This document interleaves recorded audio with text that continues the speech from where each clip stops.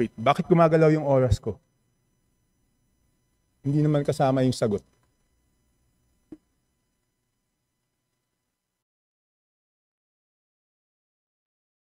Thank you very much, Representative Chanco. The request will be put under consideration and we will let you know if it's possible to... No. Madam Chair, why should it be put under consideration? This is of public record. This is in accordance with our rules.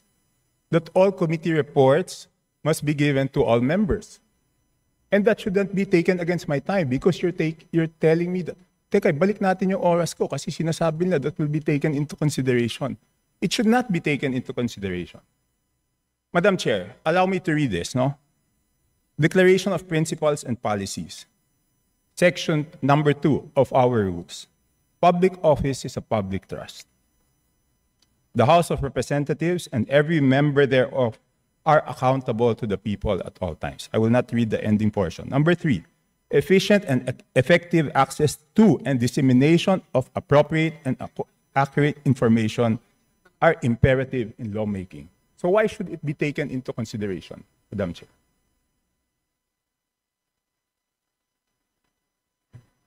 This representation was not the appropriations chair at the time. So the person who's covering the jurisdiction of that particular document, that is a document within the purview of the 19th Congress. Given that we've now crossed over to the 20th Congress, we would need to consider that request. Madam Chair, that's not acceptable. This is public records. Pareho pa naman yung COMSEC natin. At yan dapat linalagay sa archives. Do I have to read the rules again regarding archives of all documents? So may ang daming violation, Madam Chair. Walang record, hindi binigay. Ngayon, it's not readily available. Walang record sa archives. Ano to, sikreto?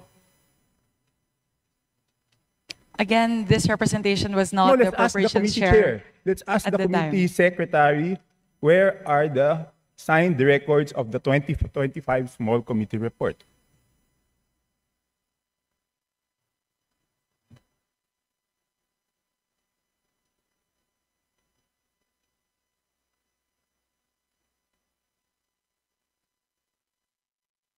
Madam Chair, simple lang to. Kung electronic copy, dapat lahat may electronic copy. So dapat i-email sa amin lahat within 5 minutes, di ba? As a response to the Honorable Chanco, we will look into the records and look at the particular item. The subject matter of today's hearing is the briefing on the 2026 budget. So this is an internal matter that may be taken up with the Committee on Appropriations separately. So Madam Chair, starting Wednesday, tatanungin natin yung mga departamento, paano nila ginastos yung budget nila. Paano natin sila tatanungin kung paano nila ginastos yung budget nila kung hindi natin alam paano sila nabawasan at paano sila nadagdagan. We will be able to scrutinize the performance of the different agencies as well as the utilization of the different line items based on the 2025 performance. No. So this does not preclude us from doing that scrutiny. Meron ba o wala? We would have to look into the records. May I ask exactly what you are asking for? The small committee report of the 2025 budget. Let us just ask the COMSEC kung meron o wala. Kung meron, why was it not filed sa archives based on our rules 15 days after? So meron ba o wala? Simple. Kung meron, bakit hindi na-file sa archives? Kung wala, I will let you proceed, Madam Chair. I will not hold this budget hostage.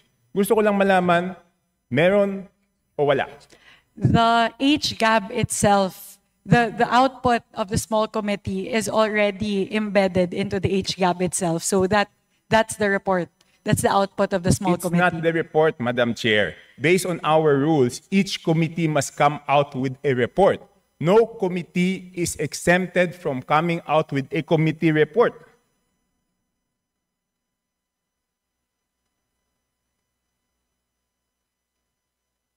Please check Section 39 of Rule 9 of our rules.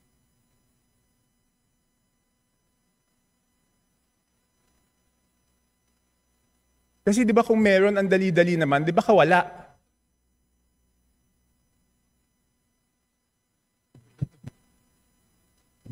So the small committee is subsumed within the Committee on Appropriations, and it is the Committee on Appropriations who's required to submit the committee report. In this case, the report and the output of the Committee on Appropriations is the HGAB. No, it's not. The HGAB is different from a committee report.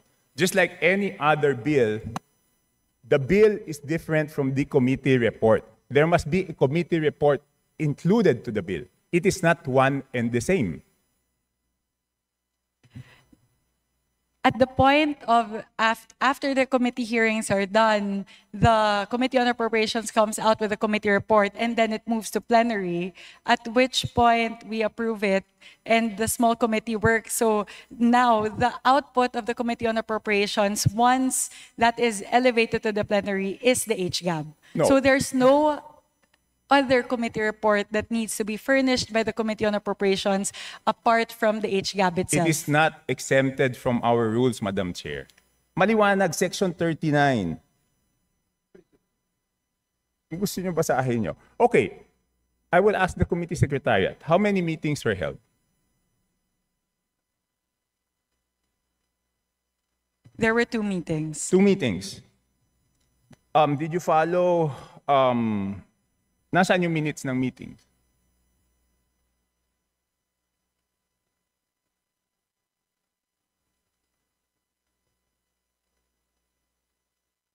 Where were the meetings held? What date?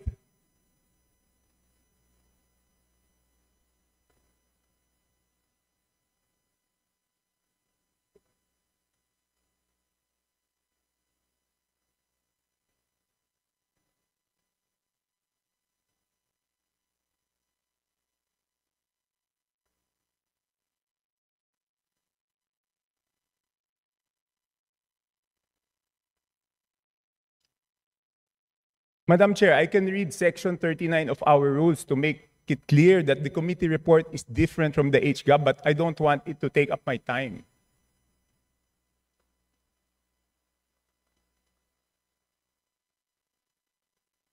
Iba po yun eh, kasi tignan nyo yung BICAM. Di ba may BICAM report? Doon sa BICAM report, teka muna, ba't umaandaw yung oras ko? Hindi pa nila natatapos yung isyong rineraise ko. Doon sa BICAM report, nakasulat, okay, yung BICAM report, pinipintasan natin. Pero yung BICAM report, may nakasulat doon kung alin yung nabawasan, alin yung nadagdagan.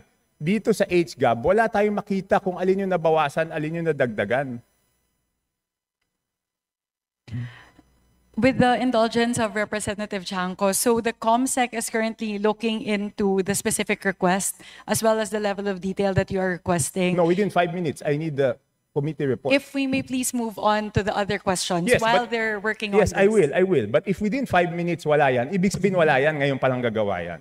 Ang gusto natin na committee report is the same as the BICAM. Okay? The same as the BICAM. Nakasulat kung saan binawas, saan nadagdag. Okay, I will mention why it is very important. Okay, ito may 2 distrito, no? At sino ang nag-introduce ng amendment? May 2 distrito, hindi naman to kasalanan ng congressman doon sa distritong yon. Ang NEP nila is 2.530 billion. And then pagdating sa GAA, naging 20.999 billion. Isa pa, 1.508583 billion sa NEP.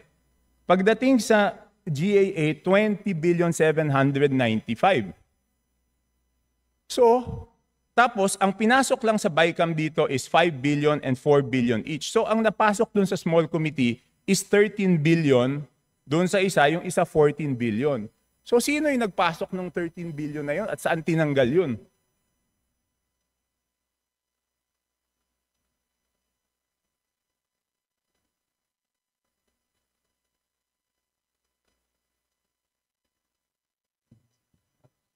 So, again, the small committee is subsumed within the Committee on Appropriations, and it is not required to render a No, separate I committee did- report.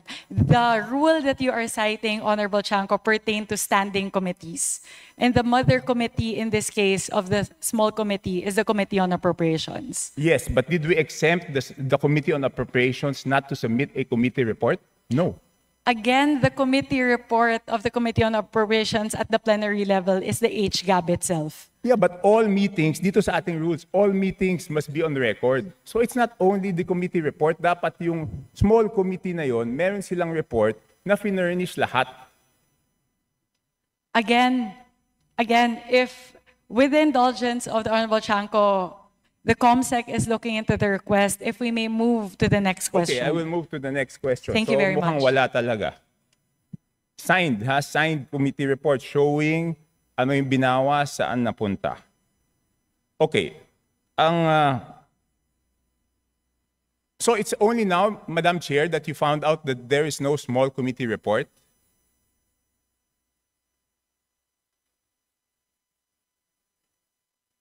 Madam Chair, it's only today that you found out that there's no small committee report?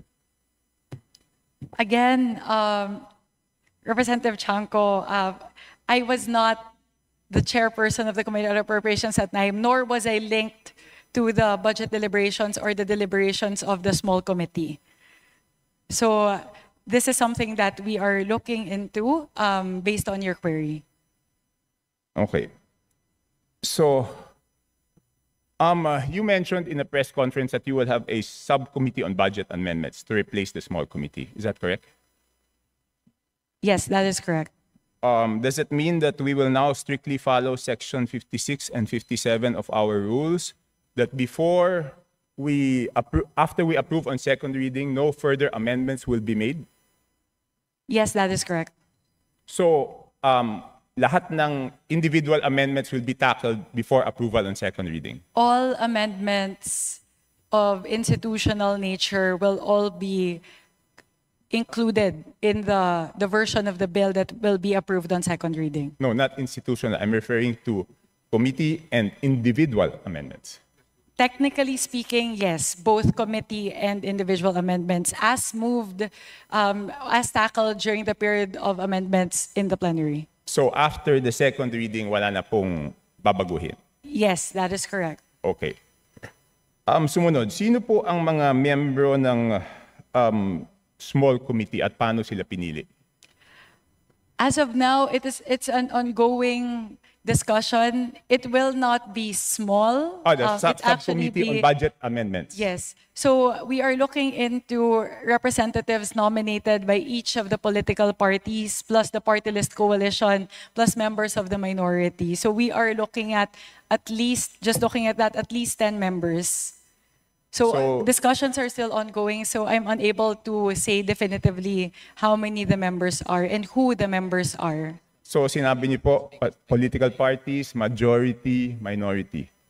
That is correct. Bakit wala pong representative ang independents?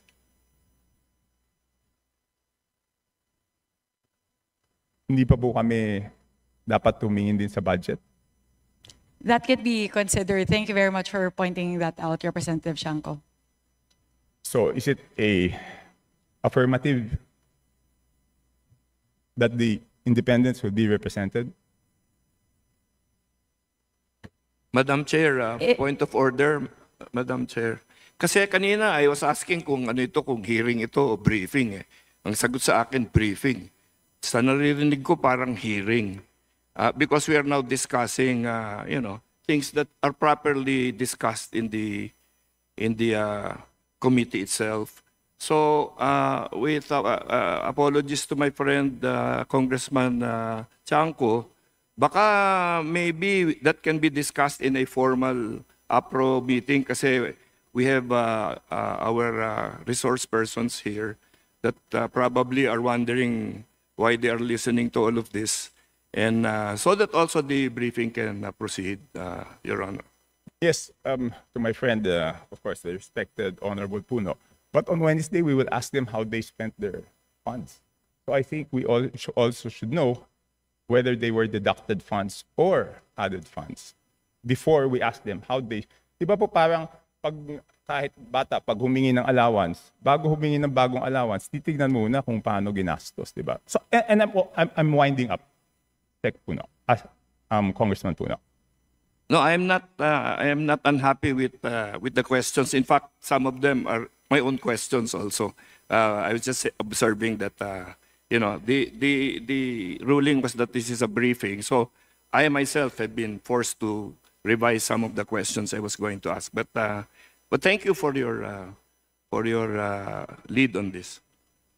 Okay, next. Lahat po na ba dapat digital na ngayon? Bakit wala pong soft copy ang HGAB? Wala pa pong HGAB Hindi. for Ibig sabihin fiscal ng year 2025 HGAB, wala pong soft copy yan. So bakit po kaya walang soft copy ang HGAB? Kung yung NEP may soft copy na pinapublish po yung DBM, kung yung GAA na papublish po may soft copy, bakit po kaya walang soft copy yung HGAB? At sigurado po ba tayo na magkakaroon ng soft copy ang HGAB ngayong 2026 budget? So the requirement of the transmission between the House and the Senate is for hard copies during the 19th Congress. So that's the version that was prepared by the House, because that's the requirement of the Senate in terms of the transmittal. Now, though, we are changing that, and we are now moving more towards a digital format, which will render to the members of the House. Okay, yun lang po. So you commit that doon sa 2026 budget, meron na pong soft copy Yes, we commit. ng after third reading. Yes, we commit. Okay. So thank you po. 3 minutes na lang po, tapos na yung 5 minutes. So dapat matanggap na namin yung email ng small committee report, Madam Chair. Again, we will revert back to you on that, Honorable Chanco. Again, the committee secretariat is looking into that. This is something that we can discuss internally. It's an internal matter of the Committee on Appropriations. So I would also not want that to hinder all of the other members to ask their questions pertaining to the 2026 fiscal year budget. So if we can get back to you on that, again, I can also ask the COMSEC to sit down and tackle the request, which we will put under consideration. No, Madam Chair, I don't need to sit down with the COMSEC. I am just requesting that each and every member of the House be given the copy of the small committee report wherein makikita po kung saan po nagbawas ng kasi walang madadagdag kung walang binawas. So yun lang po ang hinihingi ko, pakita lang kung saan binawas at saan dinagdag. Yun lang ang hinihingi ko. And hindi naman po pwede ngayon lang yan gagawin kasi public record yan eh. And I'm sorry to disagree, but public funds is not an internal matter. Di ba kaya nga natin ginawang transparent to because it's not internal. Pag nagtanong tayo tungkol sa pera ng taong bayan, every question is valid and every question is a public matter. It is not an internal matter dahil pera po ito ng taong bayan. The procedural point is what's considered as an internal matter. Again, we maintain that the output of the small committee is included in the HGAB. Hindi po. Pero nakasulat po ba sa HGAB kung saan binawas at saan dinagdag? Yun na lang po tatanungin ko, Madam Chair. Pwede pong silipin yung difference ng GAB as filed versus HGAB. Pero dun po sa mismong forma na HGAB, hindi po nakalagay yung mga delta dun. But if you would really want that, to look into the differences, you can compare HGAB as filed for first reading vis-a-vis what's transmitted in the Senate. Madam Chair, 7,000 pages po yun. Paano ko naman babasahin yun? Doon nga sa BICAM, di ba ang ginawa nila, sinamarize nila at sinabi po nila kung ano yung binawas at ano yung dinagdag. So bakit hindi po natin magawa yun? Di ba 7,000 pages, babasahin natin isa-isa tapos hahanapin natin alin yung tumaas, alin yung bumaba. Sa BICAM po, ang ginagawa po nila, sinasummarize, nakasulat po doon. And ang balita ko sa Senate, gagawin nila is aalamin kung sino yung nag-introduce ng bawas at sino yung nag-introduce ng dagdag. And I hope the same will be done in the House, Madam Chair. Noted on that. We will take that into consideration as we move forward with the reforms for the budget deliberations for the 20th Congress. Last question, Madam Chair. What will be the participation of the civil service the CSOs, the NGOs, and the POs.